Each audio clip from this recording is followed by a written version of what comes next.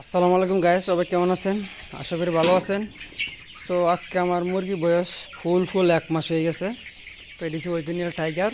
তো আমি তেরে বাচ্চার একটু কম টাকায় নিয়েছিলাম বা বেশি লাভের আশায়, কিন্তু আমার একটা সমস্যা হয়ে গেছে। আজকে 28 দিন থেকে 30 দিনে 2 দিনে রক্ত আমার সাথে দেখা দিছে। প্রায় আমার 10টা মতো মুরগি মারা গেছে। তো তারপর আমি সাথে সাথে মেডিসিন দিলাম, আলহামদুলিল্লাহ এখন একটু মরাটা চেক দিয়েছি, কিন্তু এখন পুরোপুরি ভালো হয় নাই। সবাই দোয়া করবেন যাতে মুরগিগুলো সুস্থ হয়ে যায়। আর মুরগির ওজনটাও আলহামদুলিল্লাহ ভালো একটা ওজন আইছিল, কিন্তু কপালে না থাকলে আসলে কিছু করার নাই। এর রোগটা আমার দেখা না যেত, ইনশাল্লাহ ভালো একটা প্রফিট করার আশা ছিল। তো বাকিটা আল্লাহ ইচ্ছা। এর দেখি কী হয়। এই দেখেন মুরগি এদিকে কম থাকে, এদিকে একটু বেশি থাকে।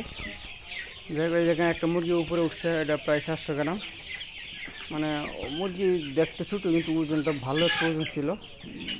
বলতে আর কিছুদিন রাখলে হয়তো অ্যাভারেজ কেজি পড়তো। তো যাই হোক, সবাই দোয়া করবেন যাতে লস না খাই, আলহামদুলিল্লাহ। তো দেখেন রক্ত আমাশা রোগটা আসলে একটু ভয়ঙ্কর রোগ।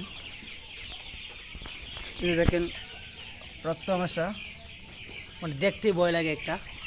এই যে আরেকটা, খুব নাজেহাল অবস্থা। তো সবাই দোয়া করবেন যাতে ইনশাল্লাহ ঠিক হয়ে যায়। দেখেন রক্ত অনেক, মানে কী প্রচুর রক্ত। তো আজকে ভিডিওটা এই পর্যন্তই। তো যারা খামার করবেন অবশ্যই বুঝে শুনে করবেন। সব ভালো থাকবেন।